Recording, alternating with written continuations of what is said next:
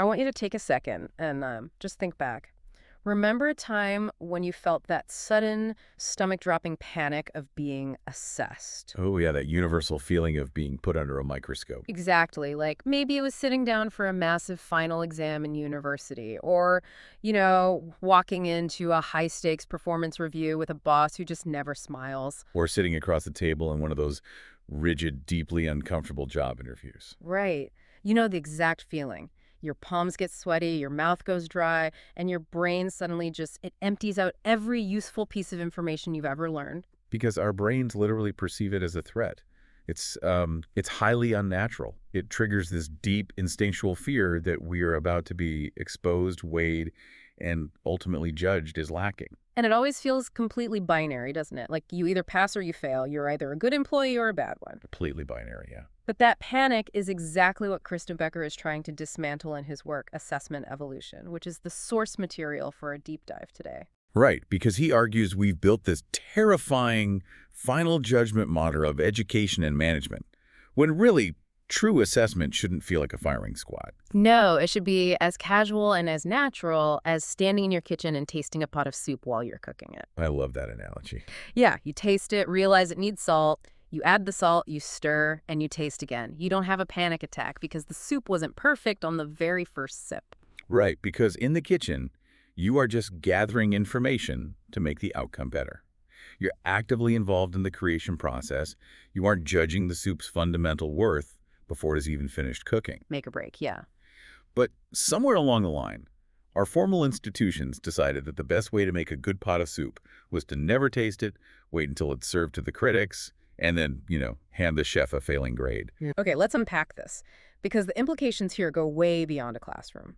Whether you are a teacher looking at a sea of students, a parent trying to help a frustrated kid with their homework, or a manager guiding a new hire, understanding how humans actually process feedback changes everything. It really does. Yeah. Becker introduces a process cycle he calls the diamond model, which proves that assessment is not a destination, it's the vehicle. Right. But to understand the diamond, we first have to talk about the brick wall. The brick wall, which is basically the perfect metaphor for traditional linear education. Right, exactly. For a long time, we built learning systems like we build walls.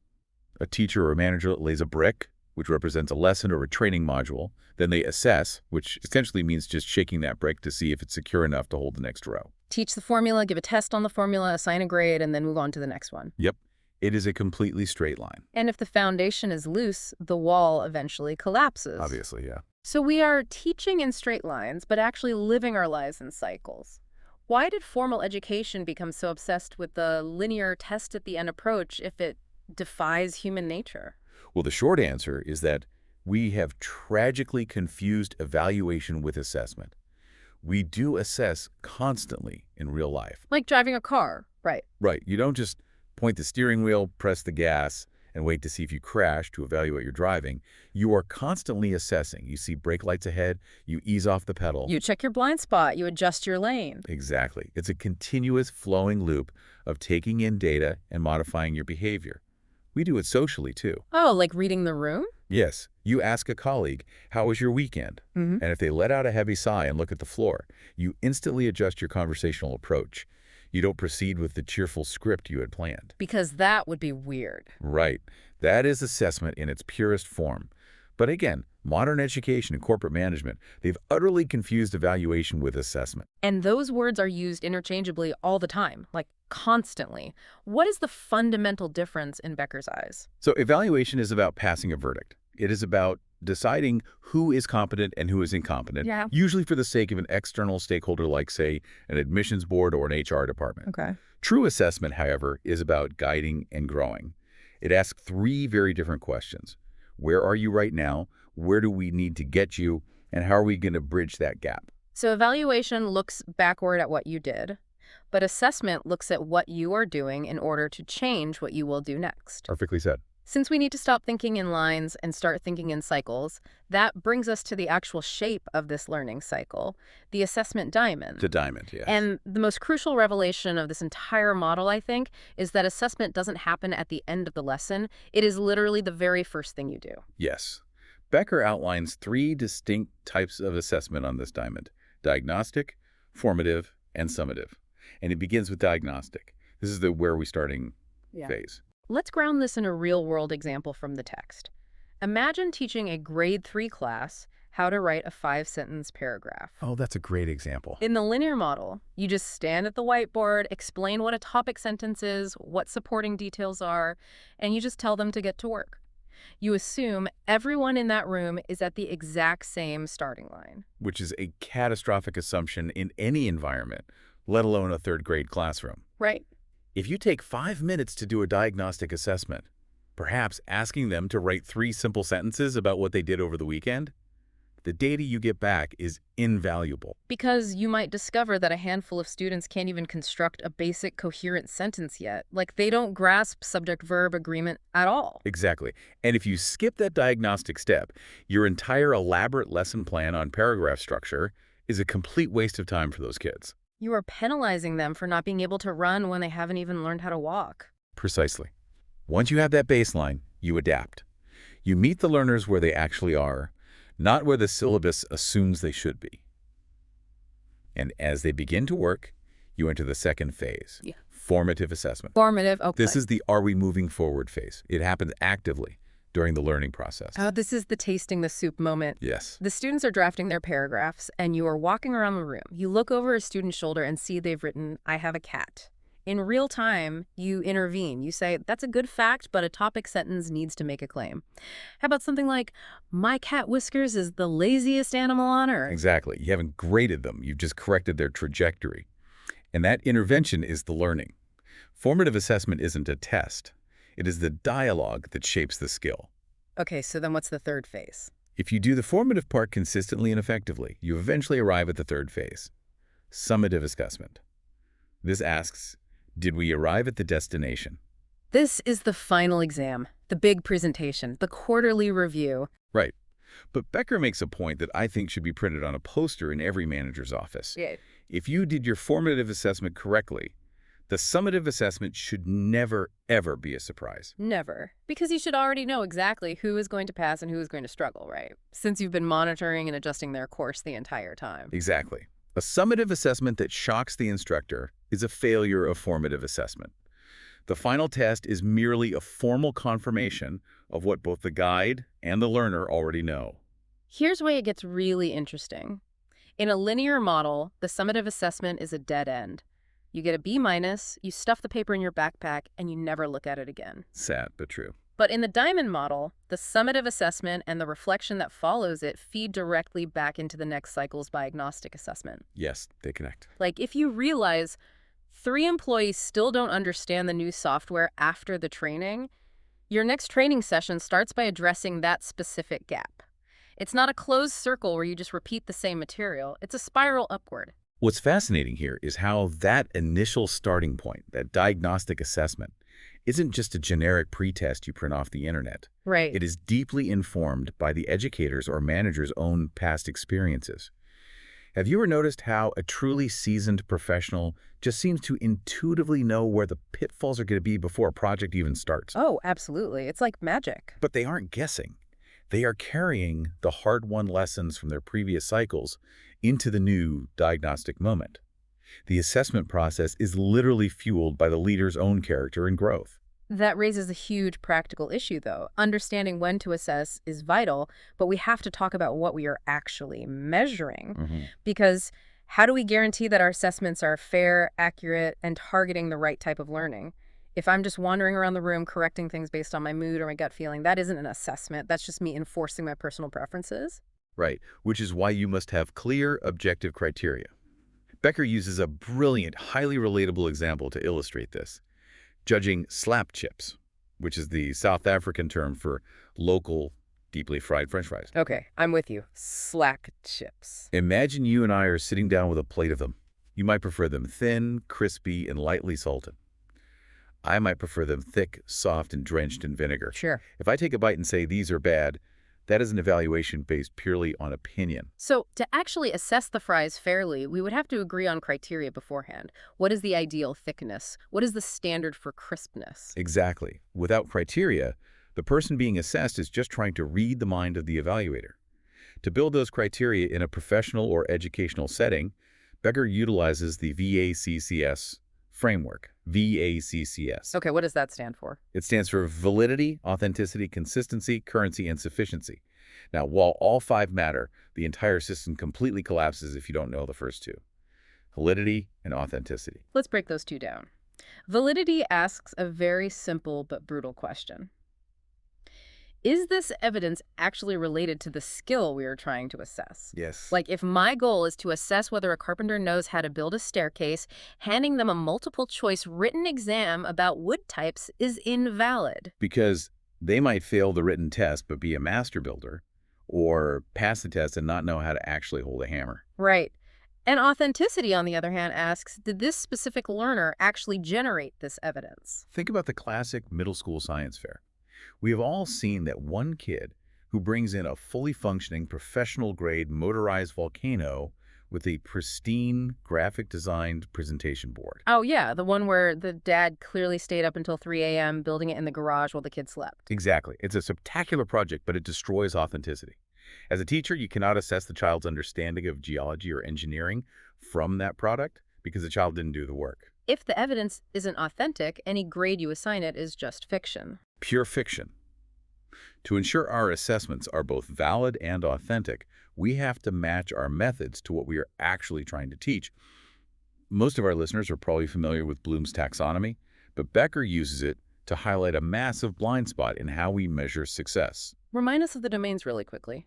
Bloom's breaks learning down into 3 domains: cognitive, which is the head; psychomotor, which is the hands; and affective, which is the heart. And the mismatch problem happens when we use a head test for a hand skill, like the carpenter example. Precisely. The cognitive domain is about knowing and thinking. The psychomotor domain is about physical execution. Those two are relatively straightforward to measure. You grade the math test, or you watch the person successfully parallel park the car. But the domain that gets the least attention, despite being arguably the most critical for long-term success, is the affective domain, the heart. Yes. This covers person's values, their attitudes, and their emotional growth. Okay, let me push back on this, because this always sounds a bit utopian to me. Okay, go ahead. I get how you measure the head and the hands. A math equation is either right or wrong. But how on earth do you assess the heart? You can compel an employee to fill out a TPS report, but you can't compel them to value the company's mission. You can't put a thermometer in someone's brain and measure their attitude. You are absolutely correct. You cannot measure a feeling directly. The internal state is invisible. But what you can measure and what you must assess are the observable behaviors that reveal those underlying values. Wait, so I'm just watching to see if they look like they care? Isn't that just rewarding performative behavior? Like, a smart employee will just act enthusiastic when the boss is looking? It can become performative if your criteria are shallow, definitely. But let's look at a deeper example. Suppose a student finishes drafting their paragraph. The bell is going to ring in 5 minutes, and they have met all the basic requirements. Okay. But instead of packing up their bag, they pull out a dictionary and spend those last 5 minutes trying to find a stronger adjective for their conclusion. You didn't ask them to do that. There is no extra credit. That spontaneous, unprompted choice to revise that behavior is measurable evidence that their value system is shifting. They are beginning to take intrinsic pride in their work. That makes total sense. You aren't judging their soul. You are looking for the outward ripples of an inward shift. You are looking at what they do when the mandatory requirements have already been met. Exactly. And here's the hardest truth about the affective domain. You rarely teach it through a lecture. You teach it primarily by modeling it. Learners watch you far more closely than they listen to you. Oh man, that's heavy. It is. If a student makes a mistake and you respond with calm curiosity, you are teaching resilience. If a junior employee asks a question and you sigh and check your watch, you are teaching them that curiosity is an annoyance and mistakes are shameful. You are transmitting values every single second you are in front of them. Which naturally transitions us to the most neglected part of Becker's entire diamond model.